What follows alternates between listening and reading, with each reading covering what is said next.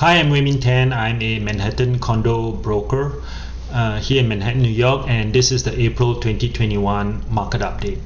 This is the opening slide, and I like to share some examples of deals that we have. The one on the left is my client's pre-war condo in the West Village that we just rented in a week. Notice the high ceilings and the dramatic view that has a lot of blue sky. The one in the middle is close to the United Nations. We booked it at pre-construction stage, waited for 2 years for the completion, and then we got it rented right away. Notice the casement windows, which is very appealing, and the finishings are all very high-end, and of course the ceilings are very high too. This one has dual exposures, facing north as well as east. And the one on the right was purchased as a turnkey property, which means we didn't have to do anything, we didn't have to wait, we just got it and we rented it out. So let's move on to the next slide. The summary for the Manhattan condo market is that Q1 sales volume was up 20% versus the prior quarter. And the second point here is that we have a shortage of supply. Listing inventory went down by 14%. You'll see in one of the next graphs that the supply peaked in October or November of last year, and it's been coming down ever since on a weekly basis. So there is a lot of demand. The buyers are coming back, and why? It is driven by low mortgage rates, the pent-up demand, because the buyers who would have bought last year or the beginning of last year pre-COVID didn't buy, and right now everyone is back into the market. So there's the pent-up demand, and of course there's the optimism from the COVID vaccines that are being administered every day.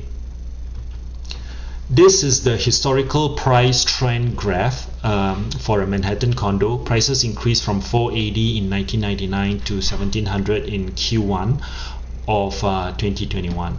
You see that the price trend, it goes up steadily unless there's a recession. So here was the 2009 great financial crisis. It went down for 2 years and then it went back up, and it went up for about 7 years, and from 2017 to 2019 it was a slow market, and 2020 COVID hit, and this was the latest number, 1,700. This Q1 number reflects the deals that were entered into in the fourth quarter of last year. And so this is average price per square foot. It's the average of the ultra luxury, of new development, and of resale. But this is just directionally to show you that prices go up steadily when there's a recession or when there's an extraordinary event like COVID. Then it goes down. But prices are quite stable in Manhattan.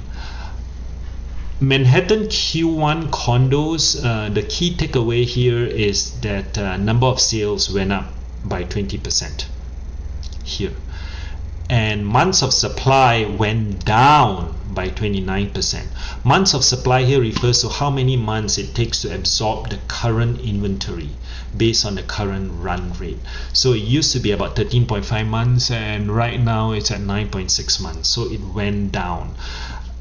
These two numbers are very important because it shows the amount of activity that's going on in the market. Here you see the average sale price as well, and the average price per square foot as well. But these are again averages. But the key numbers I want to point to are these two right here. This is the supply graph.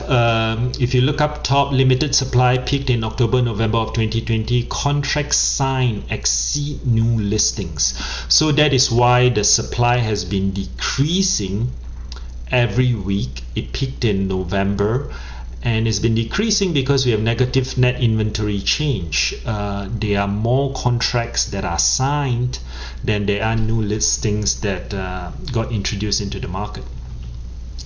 Manhattan pending sales. This refers to pipeline contracts awaiting closing, and it's been increasing weekly since July of 2020. So here July 2020, and it's been going up on a weekly basis.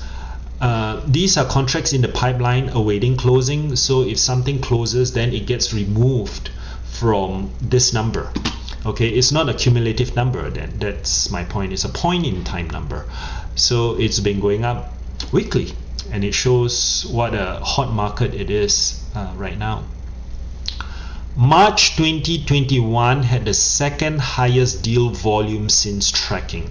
So this yellow bar here towards the right is March 2021, and the highest ever was in 2007. 2007 had the highest deal volume, and March of 2021 had the second highest deal volume. Sentiment approaching seller's market. This is a market pulse that shows whether the market is favoring the seller, which happens in a hot market. Roughly from 2013 until 2017, it's a seller's market, and the middle part is when it's a neutral market, and the bottom part is when it's a buyer's market. So you see roughly from here, late 2017 until around now, but although right now it's actually approaching a seller's market. You notice that July of 2020 was the bottom, and it's been going up ever since, and January 2021 is around here, and right now we are here, first week of April. Okay, it's approaching a seller's market. So the bottom is already over, and that's what I've been telling all my clients. But the good news is that when prices go up, they usually go up for around 6 or 7 years, and we are right now at the beginning of the next up wave. These are some points about the rental market. March 2021 had the highest number of new leases signed since 2008 when tracking began.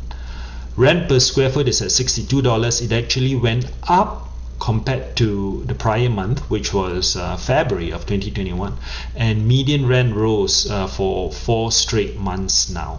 So what happened was last year, when a lot of leases expired or were expiring, the renters didn't renew their leases because of work from home policies. They can work from anywhere in the world. So a lot of people moved out of Manhattan, and they didn't have to pay Manhattan rents. So right now people are all starting to come back. It's because of either A, the companies are calling people back to the office, or B, they are just missing Manhattan too much and they couldn't stand not having this convenience and the restaurants and the culture and all that anymore. But point being that the rental market is definitely picking back up, and the rental market is very active. And it's a brief bio. Thank you for your time.